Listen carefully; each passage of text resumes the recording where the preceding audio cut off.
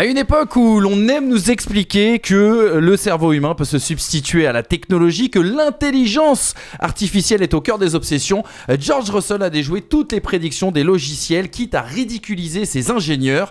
Dans les faits, Russell n'a pas gagné, mais a fait triompher l'instinct du pilote, un concept historique qui nous fait aimer la Formule 1.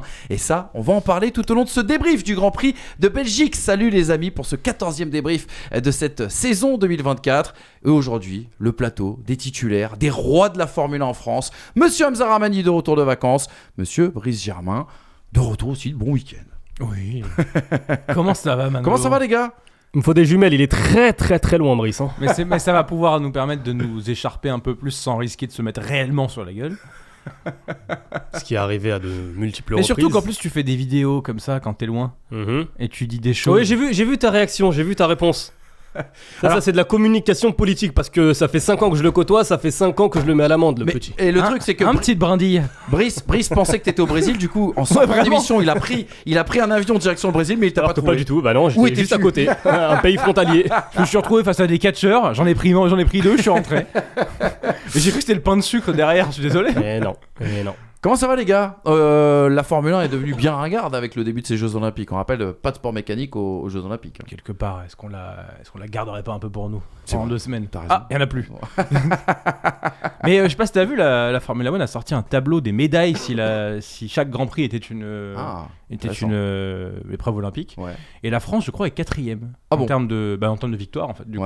D'accord. Devant évidemment la Grande-Bretagne. Ils ont pris l'histoire de la Formule 1, ils ont rassuré. Oui, bien ils sûr. ont pas pris la photographie. Pendant les 2 2024. semaines, il y aurait peu de médailles. Hein. Non, mais je crois que c'était Grande-Bretagne, Allemagne, Brésil, il me semble, ou Brésil-Allemagne, je sais plus. J'irai vérifier. On est donc un pays qui a du poids dans le sport automobile. Tu fais bien de le préciser parce que mercredi on va ouvrir un débat. Ouais, plus beaucoup. Voilà, on va ouvrir un débat mercredi où justement on se pose un petit peu cette question-là. On avance les gars dans cette belle émission et avant de commencer à parler de Formule 1, parlons de F2. Qu'est-ce qu'il faut retenir justement de ce week-end à Spa ? Je vous ai proposé un petit tableau avec 3 infos, 3 idées. Je vous laisse les prendre comme ça à la volée et puis en rajouter si jamais vous voyez d'autres choses. Déjà parlons d'Isaac Hadjar, 4e victoire cette saison.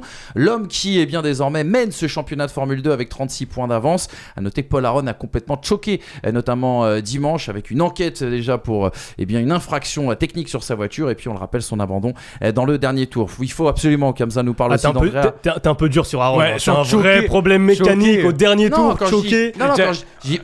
T'as pris le synthé de Spa l'année dernière avec Vesti. Non, j'ai dit. Et tu penses pareil. Non mais il choque au championnat, on va dire voilà, les conséquences font qu'il choque au championnat. Oui, tu passes d'un 25-0 à un 25-15 à un 25-0. C'est pas de son fait pur bien évidemment. Andrea Kimi Antonelli, je veux qu'Hamza nous en parle, cette bataille dans le rouge bien sûr avec Colapinto. Puis Victor Martins qui nous a fait un sacré jump samedi sous la pluie en course sprint mais qui a été comme à chaque fois accablé par la malchance. Qu'est-ce que vous retenez les gars de ce week-end de F2 ? L'avance d'Isaac. Pour moi, c'est le plus gros truc à retenir. On peut dire qu'Aaron a de la malchance. On peut dire que ce week-end, les dieux étaient avec Isaac, mais les dieux ont tellement pas été avec Isaac dans le début de saison que c'est pas parce qu'il a de l'avance au championnat qu'il faut dire qu'il a de la chance. Sa malchance à Isaac en début de saison a été compensée par des énormes résultats quand il a pu aller jusqu'au bout, notamment en feature race. Aujourd'hui, si ça s'équilibre en termes de chance et de malchance, on voit la vraie physionomie de ce championnat, à savoir que Isaac est écrasant avec les autres, que Zayn Maloney n'a pas tenu après le début de saison, que Paul Aron commence à ne plus tenir et qu'aujourd'hui il y a un nouveau contender qui arrive au championnat, il s'agit de Gabriele Bortoleto, mais que à force d'avoir 3 concurrents différents, le seul qui est régulier depuis le début de saison à minima quand sa voiture ne le lâche pas, c'est Isaac, et les 40 points, enfin les 36 points, ils sont parfaitement mérités. Ça me rappelle, tiens, un certain Verstappen en F1 qui, quand il ne gagne pas, met les points, tandis que d'autres se partagent les victoires. Ils sont beaucoup à se partager les victoires, mais au final, l'avance, elle reste chez Max. Le seul adversaire d'Isaac Hadjar, c'est la fiabilité, manque de réussite en fait cette année. Ouais, après, sur cette course, il y a le rythme lors des essais, ce qui est d'ailleurs un point commun avec Victor, où tu te dis que les deux peuvent faire une première ligne ou verrouiller les 2 premières lignes à minima. Et puis au final, la course, elle se passe pas si facilement que cela, puisque Aaron reprend la tête après l'undercut tenté. Mais ce qui est intéressant, je trouve, à noter sur cette course principale, puisque la course sprint, à mes yeux, elle est anecdotique à partir du moment où elle est interrompue. Après, je crois, 3 tours, tu as 3 tours supplémentaires de safety car. Elle en fait 7, je crois, en tout. Ouais, c'est ça. C'est que Isaac, il se retrouve. On sait que la priorité à Spa, justement, quand tu es devant, c'est de ne pas avoir le concurrent avec le DRS. Parce qu'avec cette longue ligne droite, effectivement, c'est compliqué. Donc, tous les pilotes avaient en gros un secteur, le deuxième secteur, pour se débarrasser du concurrent derrière et le sortir de la zone DRS. Et à chaque fois qu'Isaac a dépassé soit Paul Aron, soit Bortoleto, il s'est retrouvé justement dans ce deuxième secteur à faire la différence. Ça lui a pris 2 tours, puisque le troisième secteur, il n'y a pas de DRS, mais c'est une sorte de ligne droite, pas vraiment droite, mais où l'aspiration fait que tu récupères quand même pas mal de temps.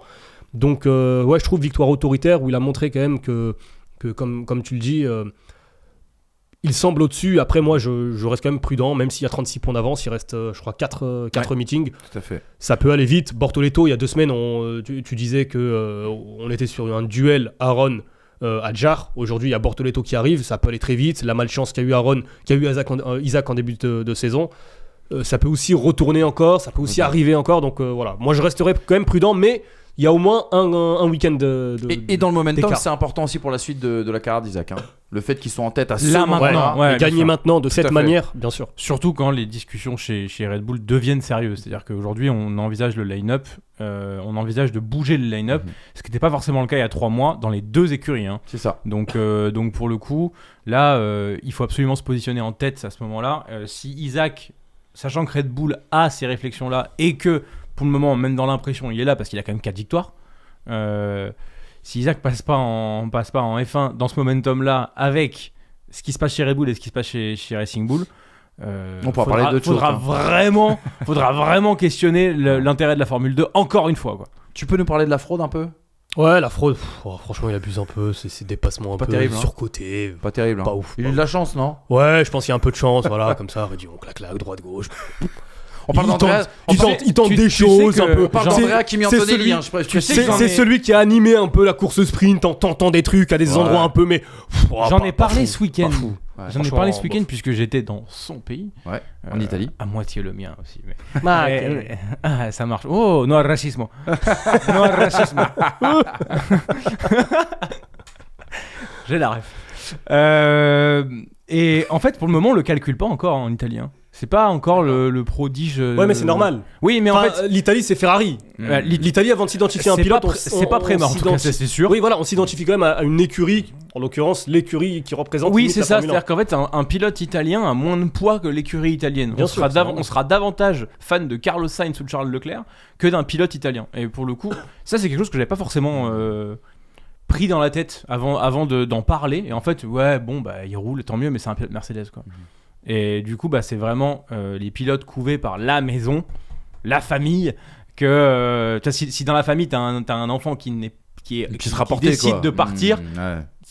non. Non, on Donc, regarde plus. voilà. Bah, tu vois Donc, aujourd'hui l'association Leclerc-Ferrari. Si demain en Formule 1 tu as une association Antonelli-Ferrari, là pense que ça va oui. être quelque chose. Mais c'est vrai que, enfin, tu le sais mieux que moi, je pense, tant qu'Antonelli, s'il arrive en Formule 1, n'aura pas rejoint une structure plus ou moins italienne, il y aura de l'intérêt, mais je suis pas sûr qu'il y ait un engouement. Fisichella, quand il a rejoint Ferrari, ça va pas non plus faire un truc de fou. Il était en fin de carrière, tu vas me dire. Ouais, et puis dans un contexte particulier où vient un remplacement de. De Luca Badoer. Lui-même italien. Hein. L'Italie qui Et gagne. lui-même n'a pas. L'Italie qui gagne. L'Italie qu'on aime. Ouais, Fédération italienne de la loose, là. Ouais, c'est exactement ça. Les gars, on referme cette page Formule 2 et on ouvre la page Formule 1. Qu'est-ce qu'on a retenu justement de cette 14e manche du championnat du monde, de ce Grand Prix de Belgique? Regardez les 4 enseignements qui vont apparaître justement sur votre écran. Le premier, Russell a été disqualifié, mais Russell a grillé la politesse à Lewis Hamilton. On reviendra sur ce fait majeur. Piastri, le prodige, a prodigé. Alors, Hamza voulait mettre un point. On sent que j'étais pas là à la conf de Exactement. Redac. Hein. Les absents ont toujours tort. Ouais, non, mais très bien. Très bien. Et sache qu'on a négocié pendant au moins 2h30. Il voulait mettre un point d'exclamation. J'ai réussi à imposer le point de. Alors pour être honnête, moi je partais sur 4 enseignements. Piastri, le prodige a prodigé. Mais bon, Manu a dit c'est un peu abusé. T'as pas un sponsor Google Chrome sur ton t-shirt orange là parce que Là tu ne vois pas, mais il va peut-être apparaître en cours d'émission. Exactement. On parlera de Max Verstappen aussi également, qui, malgré les difficultés de sa RB20, eh bien, ne perd pas de plume et même augmente son avance au championnat du monde. Ça paraît fou. Et puis on ouvrira une large page sur Sergio Pérez. Est-ce que c'est un clap de fin de F1 qui l'attend en tout cas cette semaine? On aura l'occasion de se poser t'as appris, la hein. question. Ouais, T'as appris auprès un des peu. meilleurs, auprès des meilleurs. Tu sais très bien. Allez mon Léo, un petit jingle et on rentre dans le vif du sujet. Le résultat, les amis, à l'arrivée des 44 tours de ce Grand Prix de Belgique, on va le voir justement apparaître. Ça, c'était après 1h19 de course. La victoire, on pensait, de George Russell devant Lewis Hamilton, le doublé de Mercedes. Et finalement, il y a eu disqualification. Regardez avec ce rapport de la FIA, 2h30 après l'arrivée pour un excédent de poids. Non, mais c'est pas un excédent, c'est George Russell était 1,5 kg en dessous du poids minimum. Du coup, on a assisté à la 105e victoire de Lewis Hamilton et à un Oscar Piastri qui a fait le carton plein en 2 courses, et surtout un nouveau podium pour Charles Leclerc, donc qui prend finalement la 3e place. Vous rajoutez en fait un +1 à tous les pilotes qui suivaient derrière justement George Russell. On rentre, les gars, dans ce premier enseignement.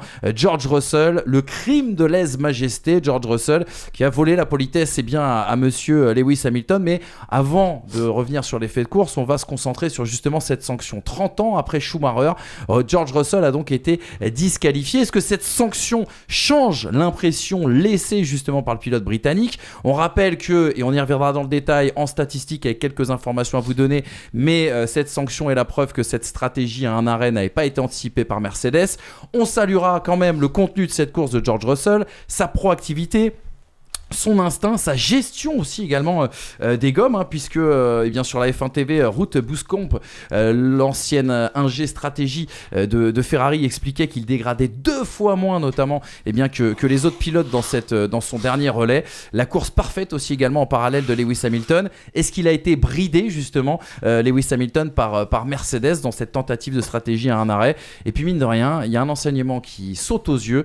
3 victoires pour Mercedes sur les 4 derniers Grands Prix. Oui, Mercedes est bien de retour dans le game. Les gars, peut-être avant de parler de cette sanction, parlons du contenu de la course de George Russell et de cette bataille avec Lewis Hamilton et de cette exécution parfaite de Mercedes. La course jusqu'à la décision du changement de stratégie, elle est relativement anonyme de George Russell. Il a ce dépassement sur Sergio Perez, mais après, dans la position dans laquelle il est, et comme tous les pilotes qui sont dans ces 8 premières places, à l'exception de la première, tu es dépendant du rythme de devant, tu ne peux rien faire parce que les écarts sont trop serrés, et concrètement, la seule manière de faire une différence, c'est ta gestion pneumatique et ta stratégie. Ce qui rend du coup les courses statistiquement, et en tout cas au niveau du classement, très intéressantes, au niveau du spectacle, relativement ennuyeuses depuis quelques GP.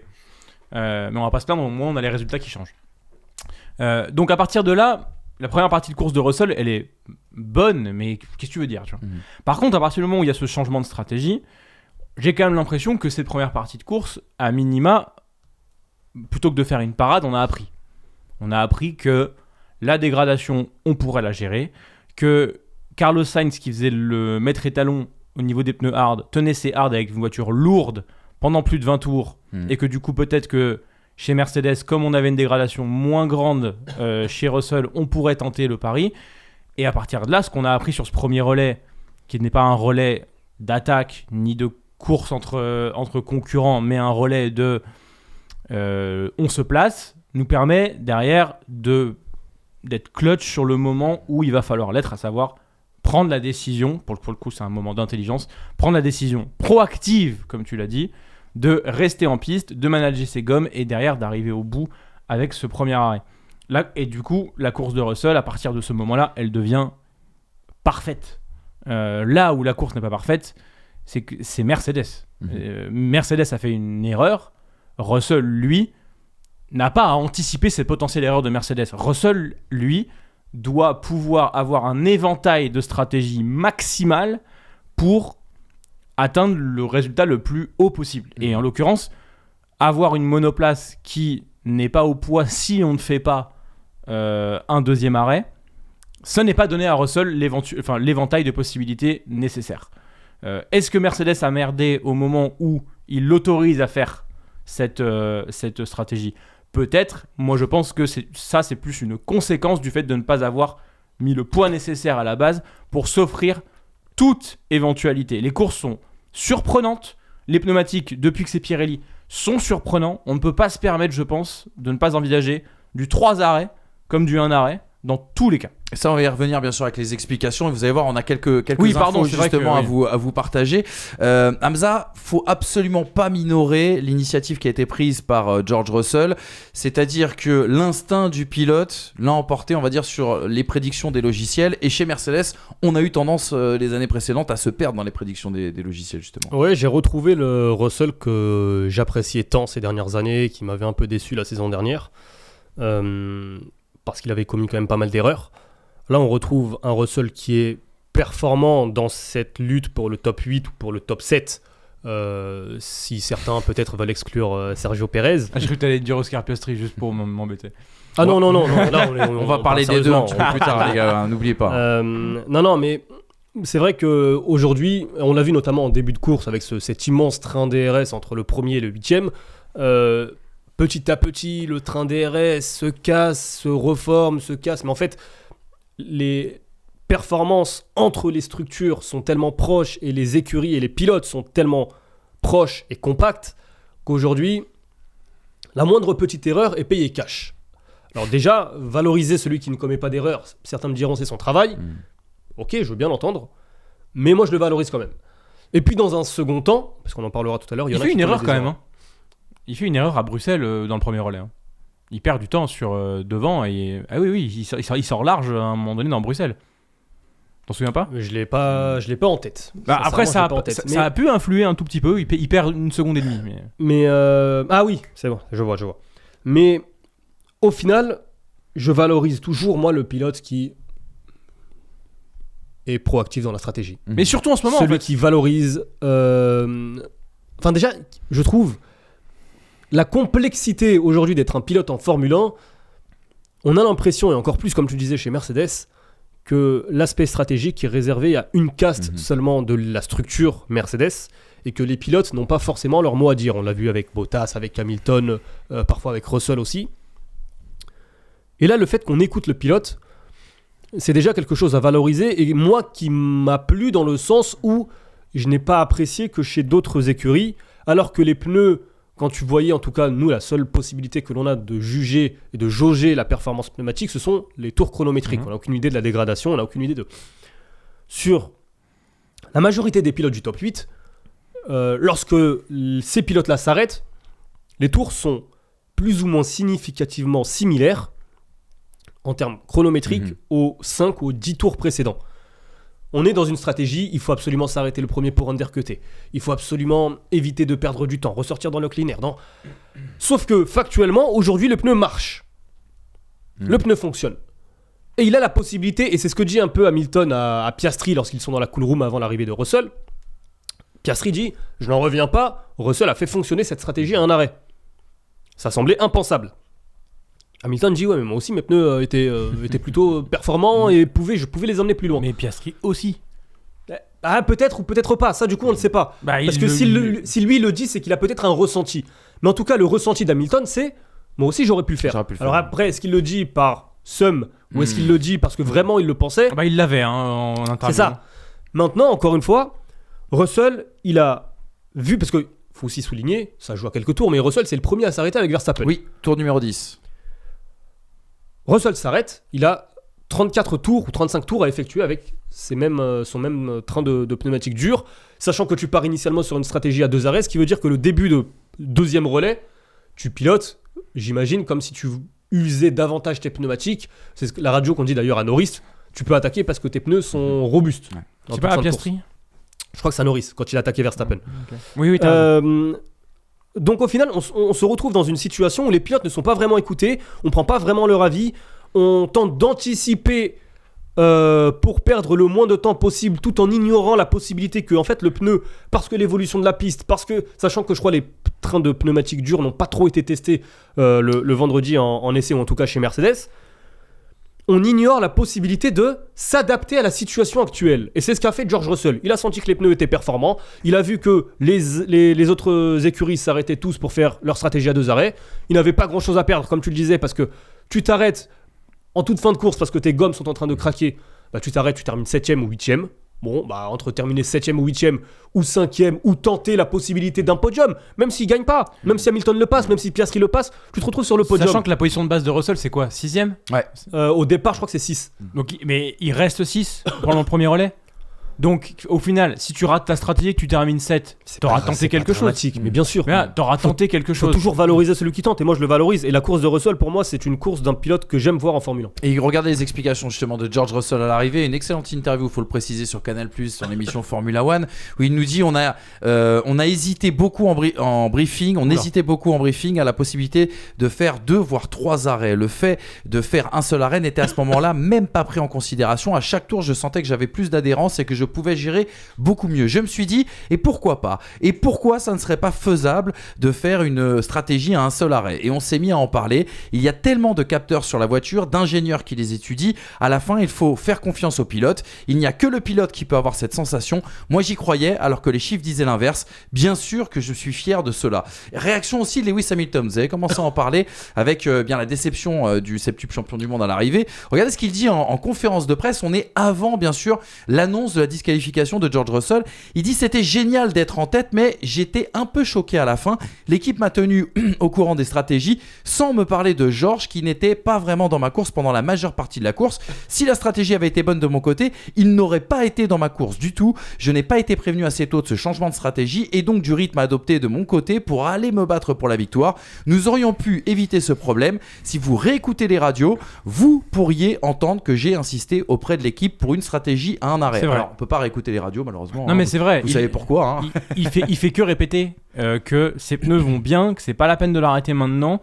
Et qui peut pousser, alors, et on lui dit box. Nous vient une question, excuse-moi, mais nous vient une question du Québec, quelqu'un qui nous regarde depuis le Québec, qui s'appelle Philippe Krohn, et qui nous pose cette question, les gars, hier en préparant cette émission. Il nous dit j'ai l'impression que Mercedes a saboté la course de Lewis en le faisant sortir trop tôt pour le deuxième relais. Est-ce que vous êtes d'accord avec cette opinion ? C'est une question qui s'est posée à l'arrivée. J'y crois absolument pas, pour la simple et bonne raison qu'au moment où Hamilton s'arrête, donc on doit être au 25, 26, 27e tour, à ce moment-là, Hamilton est la meilleure chance de gros résultats pour Mercedes, alors que Russell, comme le dit Hamilton, Russell n'est pas dans la course d'Hamilton. Donc à ce moment-là, pour l'écurie Mercedes, qui joue, finalement qui revient dans la course à la 3e place au constructeur, donc qui joue quelque chose, il y a plus de chances de marquer de gros points avec Hamilton qu'avec Russell. Donc moi, l'histoire de sabotage, j'y crois pas. Je vais faire un comparatif, mais quand Max Verstappen gagne son premier Grand Prix en 2016 en Espagne, les 2 favoris à la victoire, c'est Daniel Ricciardo et Sébastien Vettel. Mais on tente une stratégie différente sur Max Verstappen, qu'on applique également à Kimi Räikkönen, et au final, Verstappen et Räikkönen terminent devant Ricciardo et Vettel, parce que cette stratégie-là fonctionne davantage, ce qui n'était pas prévu. Ricciardo devait gagner cette course, ou Vettel devait gagner cette course. Ça n'a pas été le cas. En 2010... Tu sais qu'à l'époque, on s'est quand même posé la question de savoir si Red Bull n'avait pas avantagé Max Verstappen. Oui, déjà. Mais en fait, le fait est que la stratégie, avant son application sur le terrain, sur la piste, tu peux avoir tous les calculs du monde, tu ne sais pas si elle va fonctionner de telle ou telle manière. Les dégradations, c'est le pilote qui la sent, c'est la voiture qui la sent, à un moment donné, c'est physique, c'est pas quelque chose d'informatique, c'est physique. Et c'est le pilote qui peut faire quelque chose pour lutter ou pas contre la dégradation. Exactement. Donc, le sabotage, non. La surprise, bien évidemment. Néanmoins, qu'Hamilton vienne dire qu'il y croyait, je veux bien le croire qu'il y croyait, mais quelle certitude il avait que ça fonctionne ? Ok, il avait raison sur le fait que ça allait fonctionner. Tant mieux. Et je comprends qu'il ait les boules à la fin de la course de ne pas avoir gagné cette course, parce qu'au final, la victoire sur les stratégies classiques, c'est lui qui la méritait. On est tous d'accord pour dire ça. Mis à part peut-être la pénalité de Max Verstappen, puisque Verstappen fait quand même une grande course. Mais après, il faut aussi que Hamilton accepte quelque chose, c'est que la Formule 1 étant un sport d'équipe et Mercedes pensant de façon équipe, Mercedes a voulu, parce que Hamilton justement était leur plus grande chance de victoire, prendre la stratégie sécuritaire que tout le monde allait prendre, parce qu'au final, s'il faisait ça, personne ne pouvait, sur un 2-stop, venir l'arrêter. Il avait le clean air, il était dans le meilleur rythme, Charles Leclerc ne pouvait pas le prendre, excusez-moi pour les anglicismes, Oscar Piastri aurait pu sur la fin peut-être aller le chercher, mais là, Lewis Hamilton, il avait tout pour gagner ce Grand Prix. C'est une tentative dans le fait que Mercedes n'ait pas mis ses œufs dans le même panier, encore une fois, qui a permis à George Russell de trouver une position qu'il n'aurait pas dû avoir en temps normal. Et c'est une tentative qui, dans tous les cas, pour Mercedes, assure un doublé. Je comprends l'état d'esprit de Lewis Hamilton, mais là, faut penser équipe. Enfin, assurer un doublé avant la disqualification. Mais le fait est que du coup, 1 et 2 ou 2 et 1, ça aurait été pareil pour Mercedes. Le fait d'avoir tenté ça n'aurait pas été 1 tentatives- et 2 avec Russell. Sur une stratégie classique de Russell, ça Non, n'aurait bien pas sûr. été 1 et 2. Ça aurait été ça aurait 1 été 1 et 6, 5 ou 1 et 6. 1 et 5. Et inversement, tu tentes pas le coup avec Lewis Hamilton d'un Il y point a de vue trop de risques. track position, Bien sûr, voilà, il y a avec trop de le risques. clean air, etc. Cette tentative, tu ne peux la faire que en prenant moins de risques avec Russell. ça. Et du coup, ça vient effectivement pénaliser Lewis Hamilton au bout. Bon, au final, pas du tout avec la disqualification, mais soit. C'est comme Singapour, Vettel Leclerc. Oui. C'est la même chose. C'est l'undercut. sur la même C'est stratégie. oui, c'est l'undercut d'un Voilà. tour qui est tellement puissant que Leclerc qui était premier ça. se retrouve deuxième avec un Vettel qui passe de 3 à 1. Là, Et au final, Ferrari était 1-3 et fait 1-2. 1-2. Donc c'est jackpot pour l'écurie. Bah là, c'est pareil. Là, au final, c'est archi optimisé. Et je comprends, pareil, même Silverstone 2022, avec le recul, ce que Ferrari fait, qui protège un peu Sainz et qui offre la victoire à Sainz, il y a dans la base de la réflexion, il y a quelque chose de logique en point de vue écurie. Et à ce moment-là, c'est vrai que la stratégie de l'écurie, qui est l'employeur du pilote, vient se heurter à l'ego et à l'ambition du pilote, ce qui est, encore une fois, compréhensible. Mais néanmoins, c'était la meilleure stratégie possible. Surtout que Russell, il termine pas la course avec 10 secondes d'avance. Non. Hamilton, il a eu 5, 6 ou 7 tours pour le dépasser avec des pneumatiques 15 ou 16 tours plus frais. Et il faut pas oublier que sur le sec, Spa, c'est très court, 44 tours. C'est-à-dire que sur une course, il y a le nombre de kilomètres qu'il faut, mais ça va tellement vite qu'au final, l'application des stratégies, sur une course qui durerait 1h30, peut-être que justement, Hamilton, la stratégie, elle est gagnante. Et Là, 1h16 la course. peut-être. 1h19, Pas- ouais. j'ai Non, pas le- c'est super court.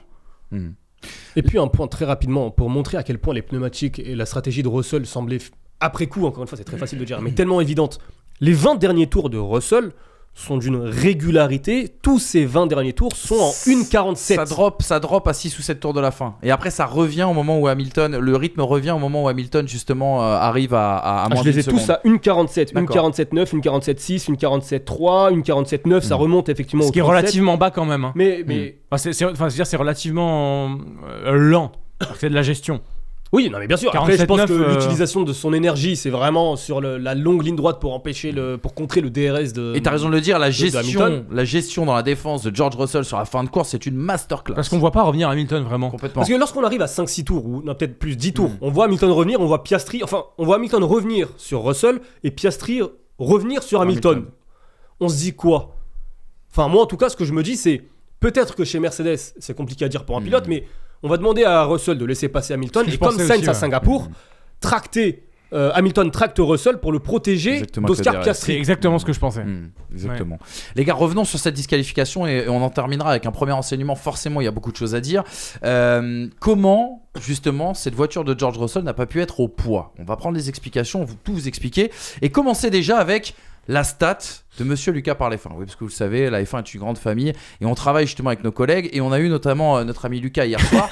Et la stat est intéressante. L'habillage est rigolo, mais la stat est intéressante. Lucas, qui a échangé avec un manufacturier bien connu et une écurie aussi également bien connue, a eu cette information, c'est qu'à Spa, un pneumatique perd en moyenne 100 grammes de gomme par tour effectué. Vous a fait un petit tableau en dessous. Russell sur son deuxième relais a effectué 34 tours, Hamilton 18 tours, Piastri 14 tours. Si on multiplie justement 18 fois 100, bon on est à, c'est pas 1 kg parce que j'ai fait 16 fois 100, mais c'est bien 18.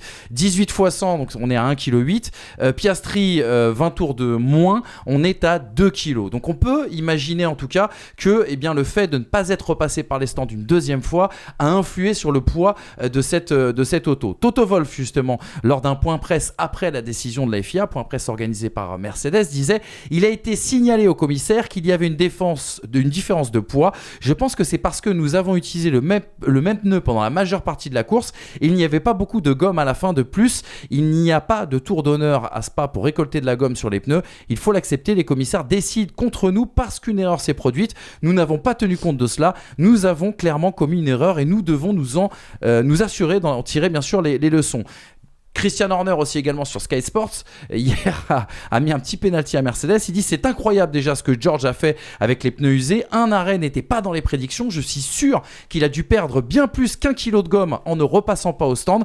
Dans ce genre de cas, il faut embarquer suffisamment de carburant pour faire l'échantillon. Sinon, on utilise du carburant comme lest. C'est donc une très mauvaise nouvelle pour George, mais c'est surtout une erreur de Mercedes qui s'est trompée dans ses calculs. La vérité, les gars, c'est qu'on ne l'avait pas du tout anticipé, cette possibilité d'une stratégie à un arrêt. Et le tour d'honneur.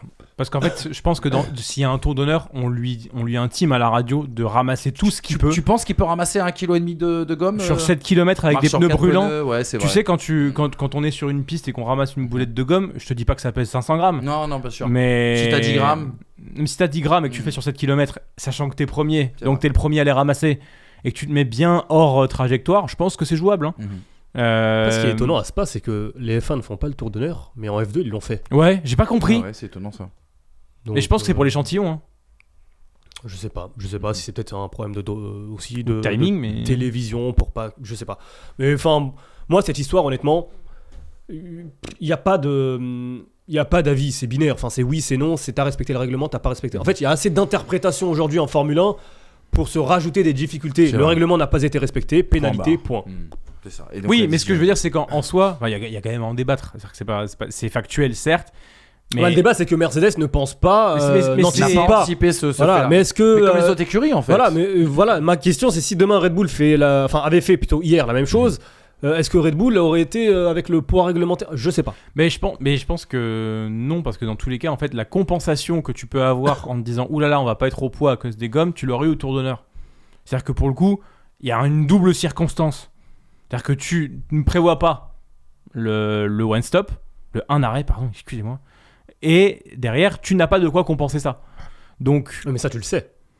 bah, tu le sais, oui et non, mais tu je sais veux dire, que c'est que t'as c'est pas un de cas bonheur, particulier, ça fait 30 quand ans même. qu'on Oui, mais garde c'est un ça. cas particulier. C'est-à-dire que pour le coup, t'as pas anticipé. En fait, t'as fait une erreur à la base et tu ne peux pas la rattraper. Et je pense qu'il y a eu plein de cas avant où on part sur un stop et c'était pas prévu, et qu'au final, on se rattrape comme on peut dans le tour d'honneur. Là, on ne peut pas.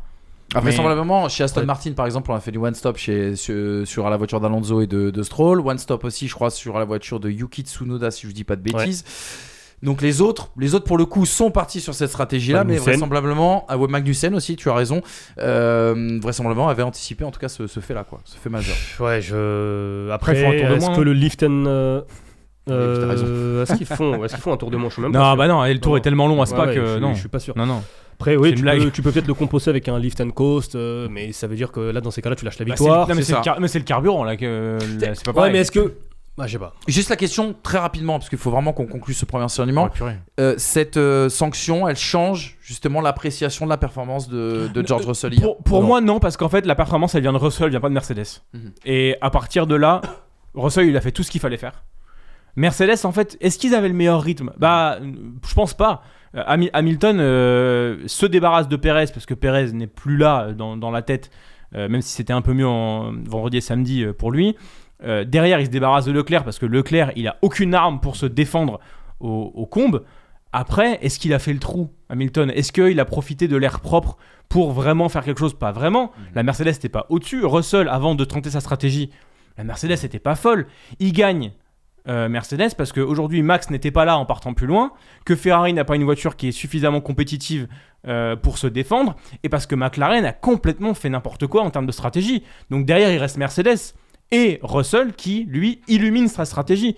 Mais il y a un choke de Mercedes, vraiment de Mercedes. Est-ce qu'on peut venir reprocher quoi que ce soit derrière à Russell? Non. Et la victoire de Russell, elle est pour moi entachée d'une erreur de Mercedes. Mais Russell fait le boulot parfait ce dimanche. Le kilo et demi de différence, le rythme, en fait, il a une influence sur le dernier relais de Oui. Hamilton et de Piastri. C'est peut-être ce qui permet à Oui, Russell de défendre. de garder cet avantage sur Hamilton, notamment au bout de la ligne droite. Et le kilo et demi, il l'a Voilà. à la fin. Hein. C'est à la fin, c'est pas sur Oui, toute la course. Complètement. C'est sur les 10 derniers tours Mhm. que la différence peut éventuellement être considérée. Mais malgré tout, la volonté, le changement de stratégie, il vient de Russell et ensuite confirmé par Mercedes. Enfin, Voilà, au final, s'il avait terminé 3ème, honnêtement, j'aurais eu le même ressenti après cette performance de Russell. Exactement. Voilà en tout cas pour ce premier enseignement. Et ce doublé, enfin ce non doublé Ouais. du coup, mais si on avait eu un doublé Mercedes pour la première fois depuis 1960, on aurait eu 4 écuries différentes sur une même saison qui réalisent un doublé premier, deuxième. Ça aurait été énorme, donc on attend un doublé Mercedes. Et c'était l'écart le plus faible depuis Abu Dhabi 2016. Une seconde, entre les 3 premiers, sachant qu'Abu Dhabi 2016, ce n'est pas une circonstance de Oui, un course truc un peu artificiel. qui fait qu'il y a cet écart-là. C'est Hamilton qui retarde tout le monde pour essayer de voir Sébastien Vettel dépasser Nico ça. Rosberg. Qui aurait dû être viré après la course, selon les propos glissés par certains, qu'il est encore là 8 ans après. C'est fou, hein. C'est fou. Qui avait dit ça? Nicolas Lauda, il avait quand même mis un coup de pression la prochaine fois qu'il fait ça, ça dégage. En gros, je caricature. Mais... Exactement. Deuxième enseignement, les gars. Parlons d'Oscar Piastri. Je sais que vous vouliez en parler depuis quelques semaines. On a commencé à en parler la semaine dernière. Oui, le prodige a prodigé. Oui, Lando Norris est sans doute prévenu pour la deuxième partie de saison. Piastri, juste un point comptable, c'est 43 points sur 52 possibles en 2 courses. P1, P2 sur les 2 derniers week-ends. Des dépassements en course ce dimanche sur George Russell, sur Sergio Perez, sur Charles Leclerc. Il était plutôt clinique. Il y a eu quand même une erreur lors de son deuxième arrêt où il manque son freinage au moment de se placer justement dans l'emplacement et 2 secondes qui vont lui coûter très très cher justement à l'arrivée de cette course. On met en parallèle la course de Piastri à celle de Norris qui a encore raté son départ, 3 places de perdu dans le premier tour, incapable de passer Verstappen lorsqu'il disposait du DRS.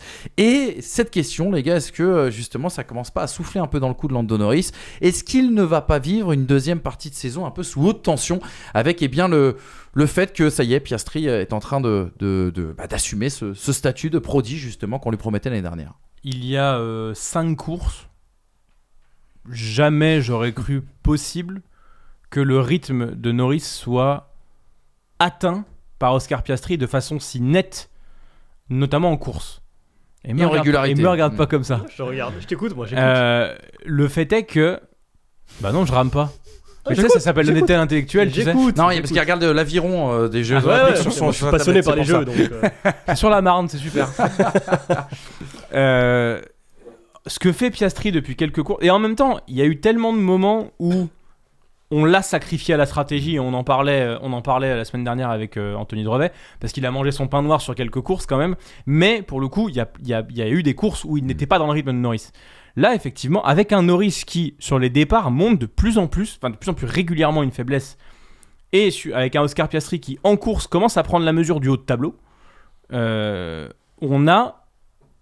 on se dirige vraiment vers une lutte interne chez McLaren. Pour le moment, je suis pas sûr que ça pose de gros problèmes parce qu'il y a encore un écart conséquent au point, mais il y a un moment donné où... Tu sais que l'écart n'est pas si conséquent. Il y a à peine 30 points entre les deux. Il n'y a pas 50 ?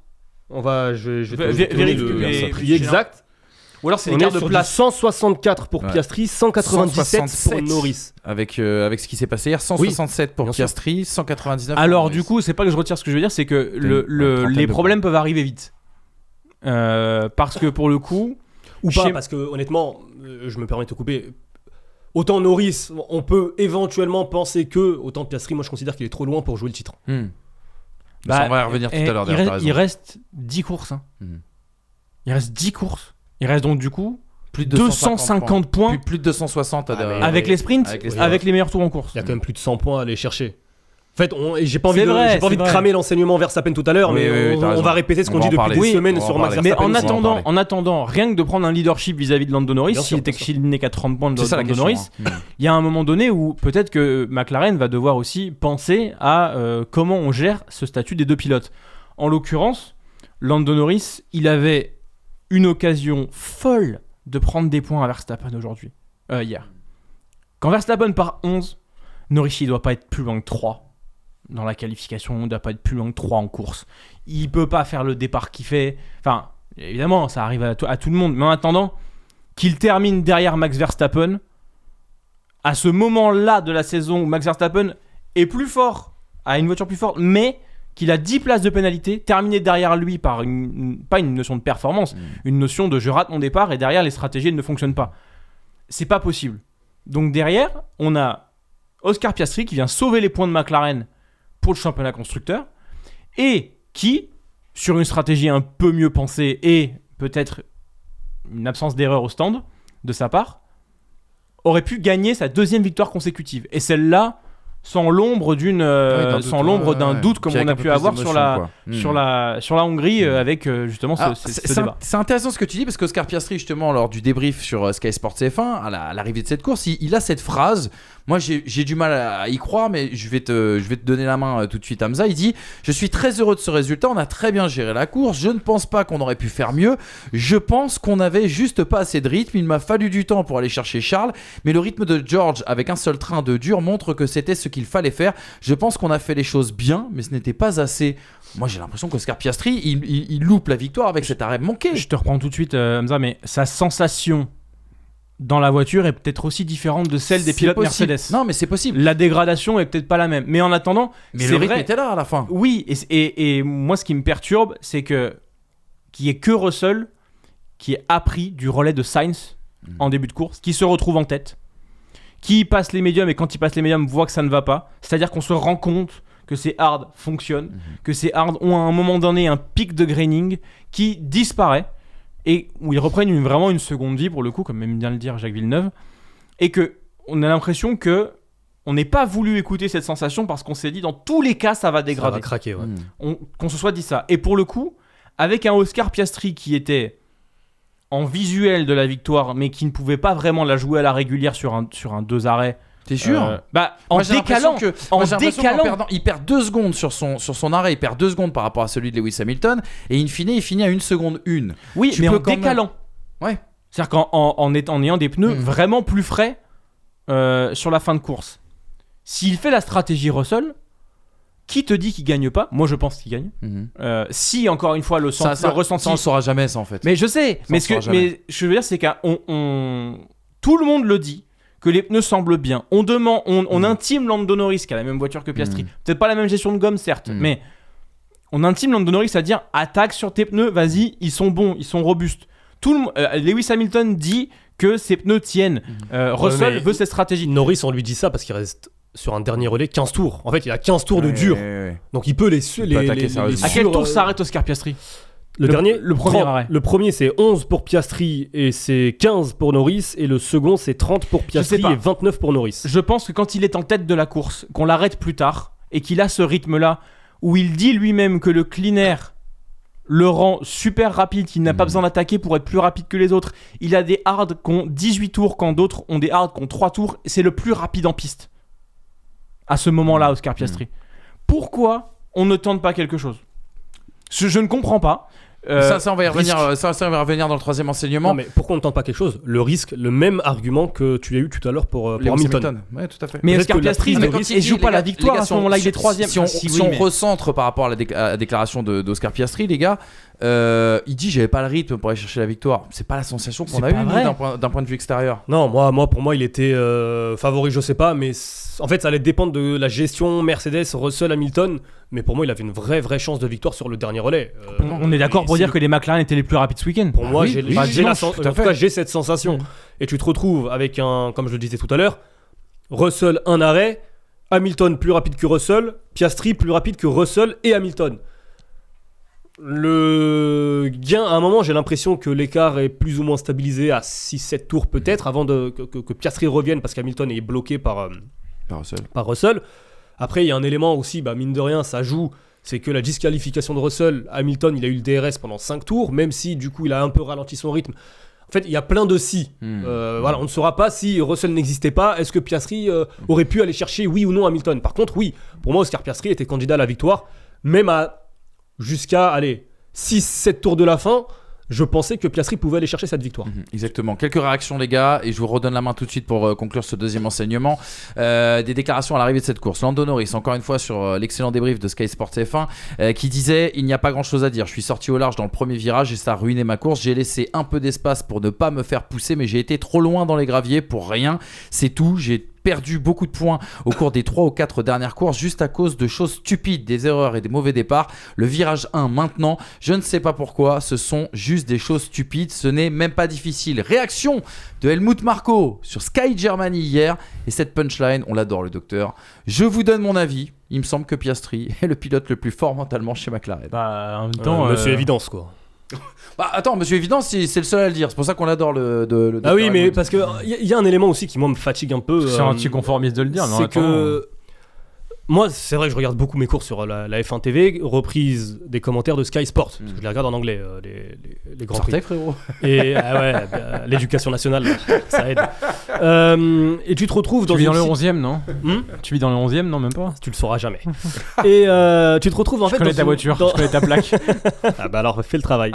Dans une situation où en fait je trouve qu'on est vraiment dans un... Voilà, les commentateurs, on cherche à protéger, à surévaluer parfois les Anglais, et notamment Lando Norris, parce que mine de rien, c'est le prochain pilote anglais qui est censé performer. On verra pour Liberman, on en est encore loin. Aujourd'hui, Norris, si tu prends 2025, je pense que tous les trois, on serait d'accord sur la table pour dire que Norris fait partie des potentiels candidats pour le titre mondial si on reste sur une hiérarchie Physionomie, plus ou moins serrée. Et je trouve effectivement qu'on est quand même sur du comment. Et en fait, ça influe au-delà de l'image assez sympathique que renvoyait Lando Norris pour beaucoup de personnes qui suivaient la F1, notamment de la nouvelle génération. Voilà, le monsieur je fais des blagues, monsieur je joue, monsieur. Tout ce que je n'aimais pas chez ce. Voilà, un peu. Ça y est, ça ressort. Non mais, non mais je le dis en toute sincérité.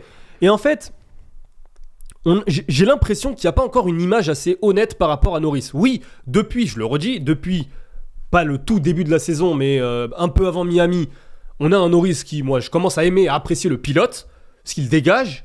On est beaucoup sur un pilote beaucoup plus sérieux. En tout cas, encore une fois, c'est l'image qui se dégage de l'extérieur. Et qui dégage une vraie haine quand il rate quelque chose. Exactement. Y a pas de, c'est pas un jeu quoi. Exactement. Là, sa déclaration, c'est Tout ce à que fait. l'on voit depuis quelques semaines. Dès qu'il y a C'est très honnête. un peu- C'est très, exactement. voilà. Voilà, c'est un peu ce que fait Leclerc depuis c'est vrai. des années chez Ferrari. Ça a pas réussi. Hein. Oui, non, mais il a le mérite quand même de le dire. Voilà. Exactement. Maintenant, encore une fois, ça reste un pilote qui montre quand même pas mal de fragilité. Alors, je ne sais pas si ce sont des fragilités psychologiques, si ce sont des fragilités pilotage, je pense pas, parce que encore une fois, je le redis, c'est un très très bon pilote.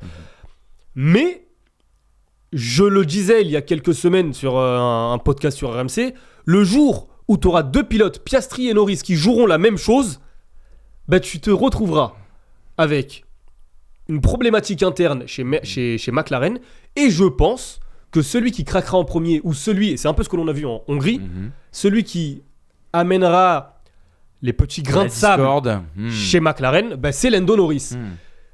Moi, Piastri, j'ai rien à lui reprocher. Et sur les je disais la saison dernière, quand on faisait l'émission des chapeaux, aucune erreur. Là, cette saison, il a fait une erreur à Spa, et il en fait une en début de saison, je sais, peut-être en Chine. Une à Spa Oui, l'arrêt au stand manqué. Ah oui, pardon. Les 2 secondes. Ok. Alors après, pour revenir aussi sur ce que tu dis, je suis pas sûr que l'on puisse être aussi simpliste en disant il perd 2 secondes là, il termine à 1 seconde.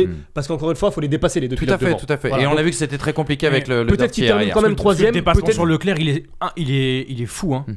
Exact, extraordinaire. Extraordinaire. Et peut-être que Un les champion du monde. En tu fait, vois faire ça. exactement. Et les 2 secondes, ça aurait permis à Piastri de revenir plus tôt dans la lutte pour la victoire. Maintenant, est-ce que ça lui aurait permis de gagner ?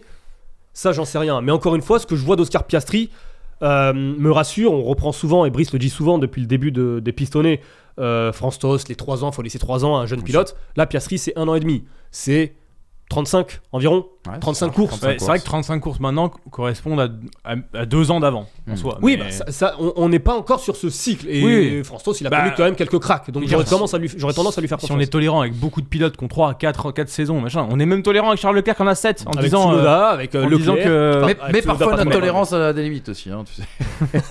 mais Ça fait longtemps.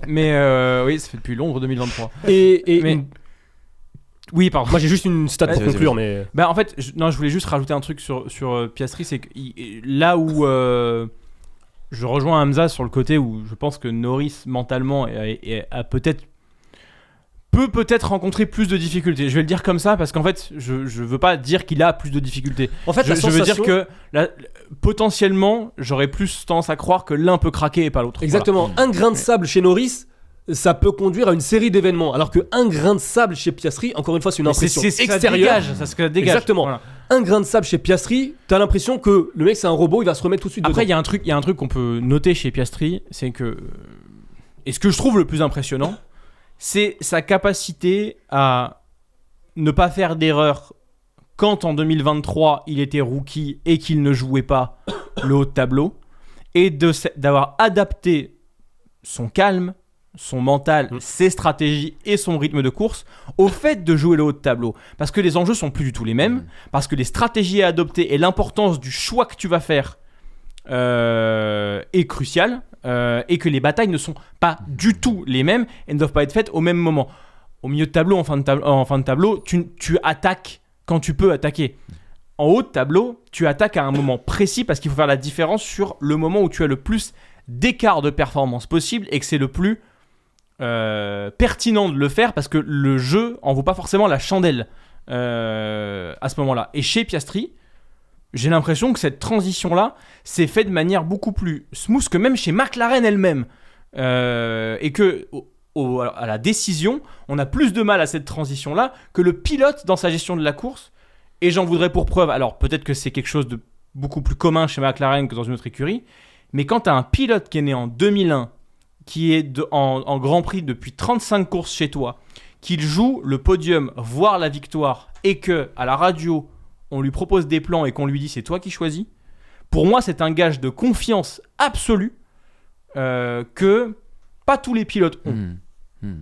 Exactement. La stat. Vas-y, la stat. Et Depuis Miami, donc sur les 8 derniers Grands Prix, seriez-vous capable de me donner le top 4 au classement du championnat? Verstappen, C'est bon. Norris, Piastri. Hamilton.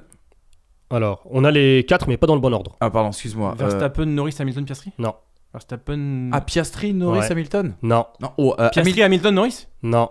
Bon, incroyable. Verstappen, Norris. Verstappen 141 points, Piastri 126, Incroyable. Hamilton 123, Norris 116. Et puis après il y a un écart avec Leclerc, Sainz, Russell qui sont Sans à dit long. égalité. Sans dit long, en effet, sur la pression que pourrait être sur les épaules, notamment de Lando Et Norris. c'est presque dommage. Ouais, mais tu sais, on a donné beaucoup de temps déjà à ce deuxième enseignement. Donc, ce qui est C'est dommage, presque dommage ce qui est dommage, c'est qu'on en perde sur les suivants. Petite pause, publicité Désagréable. très rapidement, les amis. On a un commanditaire, il s'appelle Winamax et Thomas vous explique tout.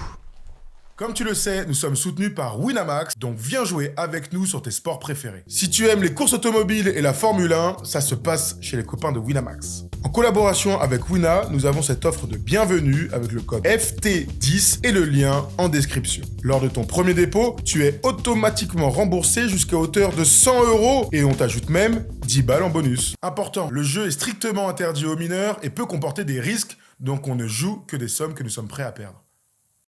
Merci Thomas pour ce message d'information. Je vous rappelle aussi que bien sur Winamax TV, vous pouvez retrouver les pistonnés en preview de chaque Grand Prix. Samedi notamment, eh bien, on était en plateau avec Jérémy de F1 à la loupe et Lucas par les fins et on a consacré un très très beau sujet, regardez, à Audi, comme disent les mecs in de la Formule 1. Ou les Allemands. Les mecs branchés de Ou la les Formule Allemands. 1. Audi avec ce sujet bien sûr, le retour de Mattia Binotto, la nouvelle structure du côté de chez Audi et le fameux coup de grâce. Est-ce que on est déjà sur un projet mort-né? On répond à toutes vos questions bien sûr. Ça se passe sur Winamax TV. Nous on poursuit ce débrief et on entre dans le troisième enseignement. On va parler de l'actuel leader au championnat du monde, monsieur Max Verstappen, déjà triple champion du monde, qui ne laisse aucune miette à ses adversaires. On était quand même dans le 4e Grand Prix sans victoire pour Max Verstappen. La dernière fois qu'il a connu une telle série, c'était en 2020, entre le Grand Prix du 70e anniversaire et sa victoire à Abu Dhabi en fin de saison. Hormis cette période, il n'avait jamais connu 4 Grands Prix sans victoire. Lui qui a été, on le rappelle, pénalisé le samedi pour avoir changé son moteur après une maestria en qualification. Cette année, contrairement à l'année dernière, il y a 2 ans, la remontada était impossible au vu de la hiérarchie qui se resserre et du rythme de cette RB20. Malgré tout, notre ami Max Verstappen, il part en vacances avec 78 points d'avance et même dans un week-end ou un dimanche où il était un peu plus en difficulté, il rajoute 2 points d'avance toujours dans sa besace. Alors les explications, elles sont nombreuses et je vous laisserai prendre la main là-dessus. Comment ça se fait que Verstappen, un peu plus en difficulté depuis quelques courses, ne lâche pas de miettes à ses adversaires? McLaren, vous l'avez beaucoup répété ces dernières semaines et on vient de sortir du deuxième enseignement, qui laisse beaucoup trop de points en route malgré le fait qu'ils aient peut-être l'arme fatale dans ce championnat. Ferrari qui est en recul depuis le début du Grand Prix du Canada, même si Frédéric Vasseur nous a dit qu'ils ont réglé les problèmes de Silverstone ce week-end. Et puis on le rappelle, les hommes en forme, Hamilton, Piastri, qui sont à plus de 100 points de Max Verstappen si on reprend le classement que tu nous as donné. Max Verstappen, impressionnant, c'est le meilleur pilote du monde, quoi qu'il arrive, il sera champion du monde à l'arrivée de cette saison malgré une saison de suspense incroyable. Mais ouais, mais en fait, la régularité qu'a Max Verstappen doit être appliquée à Lando Norris, qui est son prétendant, son concurrent numéro 1. Et Norris aujourd'hui ne répond pas présent. Donc Verstappen, je trouve, dit beaucoup de choses à son sujet et je trouve que cet enseignement, c'est un enseignement que l'on a pu faire à de nombreuses reprises depuis le début de la saison. Moi, j'ai juste une stat pour alimenter cela. Après l'Espagne, Norris, il a 69 points de retard. Depuis, Verstappen n'a pas gagné une seule course. Aujourd'hui, il a 78 points d'avance, Verstappen sur Lando Norris. Ça veut dire que même sur une période où il ne gagne pas, même sur une période où tu sens les difficultés Red Bull, même sur une période où tu sens les facilités au niveau de la performance de McLaren, l'écart continue de s'accroître. Et aujourd'hui, si tu fais un classement, un point juste avec l'optique d'un championnat du monde, bah, tu te dis que aujourd'hui, compliqué de prendre des points à max. Parce que même là, tu pars 11e, tu termines 4e avec la pénalité. Avec la pénale, c'est ça, 4e, tu termines 4e. Que faut-il faire pour empêcher Verstappen de marquer ses 10 points par course lorsque ça ne va pas, ou de marquer ses 18 ou 25 points par course lorsque ça va? Il faut performer, et pour performer, il faut surtout de la régularité. Et aujourd'hui, aucune structure en Formule 1 n'a cette régularité. Rappelle-toi, Lewis Hamilton en 2007, il gagne au Canada. Mais alors avant, la régularité du podium, 2, 3, podium. 2, ouais. Je me demande s'il n'arrive pas en tête du championnat au Canada sans victoire. je me demande. Mais bref, c'est encore une fois... J'aime bien la preuve par l'exemple. Donc ouais, complètement, t'as raison. C'est pour moi parlant, et au final, bon, il gagnera pas le titre, mais bon. Au niveau de Verstappen, il y a un des points que tu montres, c'est les hommes en forme, c'est Hamilton et Piastri. À chaque fois qu'il y a un changement de hiérarchie, un petit peu, ou en tout cas des hommes en forme, c'est, bien heureusement pour Verstappen, mais encore une fois, c'est pas comme s'il avait de la chance, les hommes qui sont les plus loin de lui au championnat. Leclerc, au début de saison, est en chasse de Max Verstappen.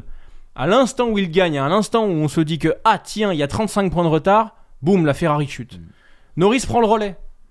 Norris gagne une course. Et derrière, justement, comme tu l'as dit, l'écart s'accroît. Au moment où on parle de ça, après, on va dire, je dirais Monaco, Miami, enfin, il y a 3 ou 4 courses, Mercedes est archi loin. Mercedes se met à gagner des courses. Ils reviennent, tout le monde revient. C'est-à-dire qu'au final, là, t'as Leclerc, il a pris 2 points. Hamilton, il a pris, 13 points. Mais c'est trop loin. Là, on sait une chose, c'est que l'avance prise par Verstappen dans son enchaînement de victoires en début de saison fait que le premier concurrent, il est à 75 points. Tout le monde ne pourra pas lutter pour le titre parce que Max Verstappen a pris cette avance en début de saison. Si Max Verstappen continue comme ça, même s'il n'avait pas eu cette avance, il serait titré. Avec peu de choses, mais il serait titré. Le problème, c'est qu'on a une McLaren aujourd'hui qui doit gagner des courses. C'est pour moi la seule qui se doit de gagner des courses. Mercedes peut en gagner. Ferrari, avec un concours de circonstances, peut en gagner. Red Bull va en gagner. Mais McLaren se doit d'aller chercher des performances. La Hongrie, c'est symptomatique de ce qui devrait arriver à McLaren. Quand tu es aussi fort en Hongrie et aussi fort à Spa, en rythme de course, ça t'indique quand même que la voiture... c'est si ce n'est la meilleure, la deuxième meilleure et pas plus loin. Donc là aujourd'hui, il va falloir se ressaisir d'un truc parce que il n'y a que Max Verstappen qui a la voiture et le mental et le talent à l'heure actuelle assez mûr et les points pour aller jouer le championnat. Et c'est dommage parce que tout le monde monte des capacités. Donc c'est un peu écœurant, mais ce qui est écœurant, c'est pas la régularité de Verstappen, c'est qu'à côté de ça, on manque des opportunités qui feraient que, sincèrement, Norris devrait être à 30 ou 40 points. Mais ça montre le niveau de Max Verstappen et Red Bull dans l'exécution notamment. Mais est-ce qu'il est différent des 2 dernières années, mis à part quelques craquages comme il a pu faire en Hongrie L'avance n'est plus la même, mais l'exécution est tout aussi parfaite, à moins de petites erreurs comme on avait vu la semaine dernière. Oui, mais l'avance continue de s'accroître, non pas par le talent de Max Verstappen. Si, remarque. Un peu quand même. Si. C'est plus par rapport à la Red Bull, je voulais dire ça, pardon. La puissance de la Red Bull. Mais c'est grâce à Max Verstappen, mais pour moi surtout au fait que les points ne sont pas mis ailleurs. Regardez cette déclaration de Max Verstappen, il s'est exprimé à l'arrivée de la course justement pour le média Viaplay, c'est le diffuseur néerlandais de la Formule 1, il dit « On a fait un bon travail, pour le championnat c'était une bonne journée. On veut toujours plus, mais avec le rythme des dernières courses, c'est irréaliste de penser qu'on peut partir 11e et remonter à l'avant. Ces jours sont derrière nous, mais il y a plein de choses à améliorer avant d'aller à Zandvoort. Ce n'est pas une seule équipe qui nous prend des points, mais on sait qu'on a du travail, on veut faire mieux et on verra ce qu'on peut faire. » On a fait une très belle émission que je vous invite à aller revoir d'ailleurs, un très beau Max sur l'histoire Brown GP et la saison 2009 qui avait été assez extraordinaire. Est-ce que Max Verstappen n'est pas un petit peu dans cette physionomie un petit peu de saison où il va falloir qu'il gère, il peut à 10 courses de l'arrivée gérer le fait qu'il n'a plus la voiture dominante et le fait de prendre les points intermédiaires. Il va devoir gérer, mais en 2009, Braun, ils affrontent une écurie qui est Red Bull. Là, il y en a 3 donc c'est plus facile aujourd'hui. Et la division pour le règne s'applique parfaitement. Mercedes revient sur Ferrari. Ferrari est pas très loin de McLaren, mais au final, tout le monde prend 20 points. Personne n'en prend 43. Ils ont pris 43 là en Hongrie et McLaren, mais c'était anecdotique. Là, les 2 Mercedes n'en prennent pas 43 parce qu'il y a une disqualification et ainsi de suite. Et pendant ce temps-là, Max Verstappen qui peine à mettre 10 points. Là, t'as Perez qui en met 3-4, bah tu te fais reprendre 5 points au championnat. Pour le constructeur, comme ça va aller forcément exponentiel par rapport au... Enfin, x2, pardon. Par rapport au pilote, peut-être qu'ils vont perdre le titre constructeur, mais il avance qu'à max au pilote. Aujourd'hui, avec la division des points, je suis pas sûr qu'elle soit rattrapable. T'avais 6 vainqueurs différents quand même en 2009, hein, sur la saison 2009. 6 vainqueurs différents. 6 vainqueurs différents. Vettel, Barrichello, Hamilton, Weber et Raikkonen. Et là, on en a eu 6 lors des 12 mais Raikkonen, premières c'est courses. anecdotique. Ouais, ok, ouais. C'est Spa. T'as eu qui, tu m'as dit Weber, Vettel, les 2 Red Bull, Barrichello et Lewis Hamilton qui en gagnent 2. Ouais, mais au moment où Braun perd son avance, il reste quoi 8 courses. Ouais, c'est ça. Bah là, on y est quasiment, hein. Avec une saison plus longue, mais ouais, mais il a pas autant d'avance que ça. Hein. Non, clairement. Donc, clairement. Je sais pas, moi je n'y crois pas parce que je ne vois pas Max Verstappen ne pas sublimer sa voiture. Faut dire aussi un truc, c'est que Max Verstappen il est performant le samedi et le dimanche. Il est même extraordinaire le samedi. Hein. Non mais il est extraordinaire le samedi, mais il faut se rendre compte de ce que c'est qu'avec cette hiérarchie de remonter de 11 à 4. Avec cette hiérarchie-là, qui remonte de 11 à 8, c'est normal. Qui, après, pour remonter, bon Perez, allez, moins 1, normal, 7. Mais ensuite... réussir à se positionner 4 parce que t'as la disqualification de Russell, mais même en étant malin, en faisant pas de vagues, machin et tout, prendre 12 points sur cette course-là, c'est plus que limiter la casse. Hein. Il était en gestion, même à la radio, tu le sens. La radio en milieu de course, je pense, qu'il donne à Lambiadze, je pense qu'on devrait commencer à attaquer. Qu'est-ce que tu en penses ? Le plan, j'ai l'impression, chez Red Bull et chez Max Verstappen, c'était vraiment gérer. S'il y a une opportunité, on y va, mais on va surtout gérer les pneumatiques. Et puis peut-être d'un aspect stratégique, réussir à grignoter une position ou 2 positions. Je pense que chez Red Bull, on a rapidement compris que la victoire était hors de portée, voire même le podium. Donc les fameux points intermédiaires. Exactement. Ça met en lumière aussi l'une des faiblesses de la Red Bull, les gars, et on l'a vu notamment à Spa sur les médiums, c'est la dégradation. Et il y a quand même une question qui se pose, ça qu'on n'insiste pas beaucoup assez, des packages d'évolution assez agressifs, il y en a eu sur cette RB20. Pour le moment, on a l'impression que rien ne marche. Ouais, bah c'est pas la voiture qui est en train de l'aider à l'heure actuelle. Alors, elle a une basse scène, hein, on va pas se mentir, tout va bien, tu vois. Et la preuve, c'est que depuis 2 Grands Prix, on voit Perez sortir un poil la tête de l'eau quand même. Non, pas en Hongrie, pardon. Si, en Hongrie aussi. Ouais, parce qu'il se fait sortir en Q1, c'est pas que je dis ça. Bah oui, en même temps, il y a un crash. Pas son erreur. Mais de toute façon, là, j'ai vu un calcul. Au vu du nombre de points que mettent les autres, si Max Verstappen termine entre la 3 et la 4ème place chaque Grand Prix, il est champion du monde. Et Norris doit reprendre 8 points par Grand Prix pour terminer champion du monde à Verstappen. Ce qui veut dire que s'il gagne tout, ce sera pas assez. Verstappen deuxième tout le temps, ça suffit. Et sprint et les... Voilà, mais bon, on prend le truc simplifié. Pour conclure, pour répondre à ta question tout à l'heure, après Monaco et avant le Canada, Hamilton et Alonso étaient à égalité à la première place du championnat en 2007. Ah oui. Wow. Ah oui, pardon, moi j'étais sur cette saison. Non, 2007. J'ai failli faire. Et Alonso a combien de victoires ? 3 ? Il a la Malaisie, il a Monaco. Ah, tu m'en poses une bonne, j'ai oublié. Il a la Malaisie, il a Monaco et il a l'Espagne. Oui, je crois que c'est ça. Je crois que c'est ça. Vous me direz dans les commentaires. Complètement. 2007, j'ai pas tous les vainqueurs dans la tête. Pourtant, c'était une très très belle saison, mais ça commence à remonter. On continue sur un dernier renseignement, les gars. On continue à parler de Red Bull parce que Red Bull, eh bien, en ce moment même, ce lundi, se réunit pour, eh bien, trancher sur plusieurs questions et notamment le cas Sergio Perez, qui vont trancher dans le vif. Ça, on en parlera nous mercredi. Ça, trancher dans le vif. En tout cas, généralement, quand tu tranches dans le vif, un mois après, il se passe un truc. Ouais, généralement, le retour de bâton. Sergio Perez, clap de fin pour interrogation. Une réunion décisive ce lundi chez Red Bull, je vous l'ai dit, qui va, eh bien, réunir notamment Oliver Mintzlaff, le big boss de Red Bull, Christian Horner et Helmut Marko qui doivent trancher donc dans le vif. On parle aussi également, c'est Planète F1 qui a parlé ce week-end d'un test comparatif entre Ricciardo et Lawson normalement cette semaine du côté d'Imola. Et puis il y a eu les commentaires acerbes à l'arrivée de cette course sur le cas Sergio Pérez. Je vous les proposerai tout à l'heure. On rappellera quand même que Sergio Pérez sort d'un week-end peut-être un petit peu meilleur que ce à quoi il nous a habitués depuis quelques mois. C'est son premier top 3 en qualification depuis 9 Grands Prix. Lui qui a perdu pied quand même pendant cette course, qui a eu d'énormes difficultés, notamment sur le deuxième relais. Lui qui a aussi ralenti Max lorsqu'il bloquait George Russell et avant de laisser passer son lieutenant. Je vous mets les différentes réactions peut-être à l'arrivée de cette course et après je vous laisse trancher. Vous prenez le costume du directeur sportif. On a Helmut Marko déjà qui a allumé la mèche sur Sky Sports qui dit Sergio a eu l'opportunité de réaliser un bon résultat en partant de la deuxième place, mais malheureusement, il n'a pas pu le faire. Il s'est à nouveau complètement effondré, notamment pendant le dernier relais où il a réalisé un temps de 1,48. Ce qui semblait si positif et encourageant en qualification ne s'est malheureusement pas concrétisé en course. Ce n'est pas ce que nous attendions de lui. Helmut Marko qui disait déjà sur Servus TV, après les qualifications, l'objectif est de remporter à la fois le championnat des pilotes et celui des constructeurs. Et nous discuterons de la meilleure façon d'y parvenir ce lundi. Il a quand même été soutenu, notre ami Sergio Pérez, déjà par Christian Horner, toujours sur Sky Sports, qui disait Checo a des difficultés, c'est frustrant pour tout le monde. Tout le monde veut le voir réussir. Vous savez, l'équipe a été et est derrière lui. Tout le monde veut le voir réussir parce que ça fait mal de le voir dans la situation dans laquelle il se trouve. Depuis 2020, il fait partie intégrante de la combinaison la plus prolifique que nous avons jamais eue en tant que duo de pilotes. Il est au soutien, mais on sent que le cas reste compliqué, bien sûr, à trancher. Puis Max Verstappen, toujours sur Viaplay, le diffuseur néerlandais, qui disait notre plus grande préoccupation aujourd'hui n'est pas la question de mon coéquipier, mais notre voiture. C'est sur ce sujet que nous devons nous concentrer davantage. Alors les gars, clap de fin pour Sergio Pérez. Est-ce que c'était sa dernière course en Formule 1 ? Cette question me gêne parce que tant que la philosophie Red Bull n'aura pas changé, je rejoins Hamza sur ce qu'on dit depuis plusieurs mois pour mettre qui. Parce que Sergio Pérez n'est pas devenu un peintre du jour au lendemain. Ça, c'est sûr.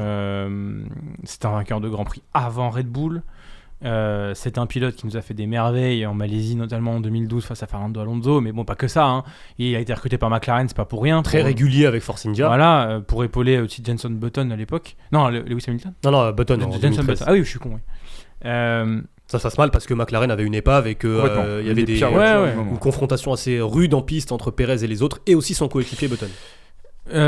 Et tant que Red Bull n'aura pas changé sa philosophie du tout Max, je comprendrai pas. Et là pour le coup, la déclaration de Max Verstappen tend un peu en ce sens. Il dit le problème c'est pas mon coéquipier, c'est la voiture parce que le job, en gros, je traduis parce que le job je peux le faire tout seul. C'est pas le problème. Et là maintenant qu'ils ont besoin d'un deuxième pilote, effectivement, on se pose la question, on se retourne vers Checo. Mais tu veux faire quoi ? Je suis d'accord, à la rigueur, teste Ricciardo si tu veux, parce que Ricciardo est habitué de la voiture, parce qu'il connaît la relation avec Verstappen, mais Ricciardo ne connaît pas la voiture faite pour Max Verstappen. La voiture n'était pas encore faite pour Max Verstappen à l'époque. En fait, ce cas, on en a discuté tellement de fois qu'aujourd'hui, en fait, on tourne en rond sur un point qui est que aujourd'hui, t'envoies au casse-pipe un mec, c'est sûr et certain, et quelque part, est-ce que tu finirais pas Checo en bonne et due forme, ok ? Mais en même temps, même en le gardant, la stratégie que tu lui fais hier, elle est clownesque. Ouais, ça c'est sûr. Elle a aucun sens. Là, t'es en train de le tailler parce qu'il fait n'importe quoi. T'es en train de le tailler parce qu'il fait n'importe quoi. T'es en train de sortir la feuille des temps, ce qui, pour un manager d'écurie, et je sais de quoi je parle, mon père me le faisait quand je faisais n'importe quoi, il me disait, regarde, il me montrait le temps, le numérique, la valeur numérique. Il me disait, t'es en 1.7 504, ils sont en 1.6 c'est humiliant. À la presse, ils montrent le temps, c'est humiliant. Avec la strat que tu lui fais, tu peux pas espérer beaucoup mieux, parce que tu l'arrêtes différemment pour au final le faire s'arrêter pour pas qu'il fasse perdre de temps à Verstappen, mais dis-le si c'est une voiture parade. Enfin, si tu ne prends même plus le temps de faire quoi que ce soit pour optimiser des points alors qu'il partait en première ligne, je vois pas ce qu'il y a à faire. Le premier relais de Pérez, il est tout à fait honorable. Hein. Il reste dans le train, le fameux train. Oui, il est tout à fait honorable. Mais il n'arrive pas à catcher Leclerc. Mais personne n'y arrive. Hamilton, bien sûr. Personne n'y arrive. Surtout qu'en plus de ça, il a une voiture suprachargée. Qu'est-ce que tu veux qu'il puisse attaquer dans la ligne droite des combes ? Il y a une voiture ultra chargée en aéro. On l'a vu dans le deuxième secteur. Je suis pas... Et la Red Bull, c'était pas la voiture qui était faite pour dépasser ce week-end. Non elle était faite pour se rapprocher, mais au-delà de ça, pas plus. Donc, Max, il dépasse qui en piste ? La Haas et la Williams. C'est tout. Pardon, il dépasse qui du top 8 en piste ? Mais c'est tout, je crois. Parce que moi, comme ça, j'ai pas. En Mais peut-être pire- que j'en oublie, hein, mais. j'ai pas de souvenir. Ah non, parce qu'il reste bloqué derrière Russell un temps fou. Et Norris, lui, reste bloqué derrière Verstappen. Mais tout ça pour dire que le clap de fin, oui, peut-être. Mais en fait, c'est une décision de Red Bull qui pourra arriver dans 6 mois comme elle aurait pu arriver il y a 6 mois. La situation n'a pas changé. Il est en difficulté parce que dans tous les cas, structurellement, il ne peut qu'être en difficulté. Je suis le premier à tirer dessus parce que 1, ça me fait rire, et que 2, l'écart avec Max Verstappen, si n'importe quel autre pilote de la grille l'avait eu, heureusement qu'on serait tombé dessus. La preuve, c'est que Bottas n'a jamais eu un écart aussi conséquent avec Hamilton, et que à chaque Grand Prix, on se posait la question de savoir quand est-ce qu'ils allaient mettre soit Ocon, soit Russell au fur et à mesure des saisons. Mais là, en fait, je me dis que le vrai problème, c'est la philosophie de Red Bull, et que au moment où ils n'ont plus la voiture dominante, ils ne peuvent plus se permettre d'avoir cette philosophie. Sauf si c'est Max Verstappen qui prime. En l'occurrence, c'est le cas. J'imagine que tu rejoins Brice sur ces arguments, Hamza. On a quand même l'impression, hier, on a vu quelques scènes, une image et une vidéo captée par DAZN, notamment une demi-heure, 1 heure après la course. On voit un échange entre Christian Horner, Laurent Mekies, Daniel Ricciardo qui repart tout sourire, comme si on lui avait dit tiens, tu vas monter dans une voiture de champion du monde bientôt. Il est toujours tout sourire. Hein. Voilà, il y a ce départ en hélicoptère avec Verstappen et Ricciardo. Enfin, il est toujours tout sourire. Je le vois un peu moins sourire depuis le début de la saison, mais là, cette fois-ci, il avait vraiment retrouvé la banane. Est-ce qu'on peut avoir une nouvelle cette semaine, Hamza? Est-ce que tu t'imagines, toi, voir Red Bull, en tout cas, prendre la pioche et trancher dans le vif? Le coup de papier, même. Hamilton, moi je fais partie de ceux qui pensent qu'Hamilton a aussi perdu le titre face à Verstappen parce que son coéquipier ne répondait plus présent. C'est-à-dire que tu avais un coéquipier, un numéro 2, qui répondait présent lorsque tu n'avais pas de concurrence, qui faisait le job. Lui faisait les 1-2, mais parce qu'il y avait un écart colossal entre Mercedes et le reste. Enfin, l'année dernière... Ah, t'es dur avec Bottas qui sont champions des constructeurs. L'année dernière, il y a un écart conséquent avec la Red Bull, et Perez n'est pas tout le temps P2. Hein. Oui, non mais on était quand même un peu moins, à part Ferrari, les deux encore années, heureux. Les deux demi-saisons où Encore heureux. on a mis un peu des piqûres au niveau des bras. Bref. Non, mais... En fait, oui, aujourd'hui, il y a urgence si tu considères le championnat constructeur, parce qu'effectivement, sur la fin de saison, je fais partie de ceux qui pensent que Verstappen sera champion du monde. Et sans forcer s'il maintient cette régularité. Est-ce que tu fais partie de ceux qui pensent que Red Bull ne sera pas champion du monde? Oui, la situation, elle est très problématique aujourd'hui pour le championnat du monde constructeur. Parce et c'est dans cette optique, si le constructeur est important, je peux comprendre le changement en mettant un autre, mais moi, aujourd'hui, je n'ai absolument aucune garantie que Ricciardo performera plus que Perez, que Tsunoda, même si il n'est manifestement pas du tout dans l'équation, performera plus que Perez, ou que Liam Lawson performera plus que Perez. Il est là. En fait, la problématique pour moi, elle est là, et on en revient à ce que tu disais au tout début. Qui mettre à sa place? Moi, aujourd'hui, je sais ce que je perds avec Perez, à savoir un pilote qui n'est pas performant aujourd'hui pour piloter une Red Bull. Qui met autant de points qu'Hülkenberg sur les 5 dernières courses, quoi. Mais je ne sais pas. Qui met des stickers KitKat quand même. Mais je ne sais pas si Red Bull, demain, avec Ricciardo, fera mieux face à Hülkenberg. Là, t'as raison, mais il y a quand même. Est-ce qu'il n'y a pas l'idée aussi pour Red Bull de voir un Liam Lawson poussé au portillon, un Isaac Hadjar en tête du championnat de F2 avec belle impression, et de te dire aujourd'hui, j'ai entre guillemets 2 poids morts. J'ai un Perez qui est défaillant, un Ricciardo qui n'est plus impressionnant, et quelque part, c'est l'occasion de les mettre en situation pour faire justement des coupes franches en vue de l'avenir de la filière. En fait, il n'y a pas que Red Bull. Le problème, il impacte Racing Bull, il impacte la filière Red Bull. Si tu as un Perez non performant, ça veut dire que tu n'as pas grand chose à perdre à le lâcher. 15 points sur les. Enfin, un peu plus maintenant, mais une vingtaine de points. Sur les 8 derniers Grands Prix depuis Miami, même que pour Piastri, la Stade Piastri, Perez, c'est 28 points. Celui qui est juste devant, en l'occurrence, bon, ils sont plusieurs, Leclerc, Sainz, Russell, 79. Et encore que eux, Alonso, Hülkenberg, hein. Alonso, Hülkenberg, ils sont à 16 points.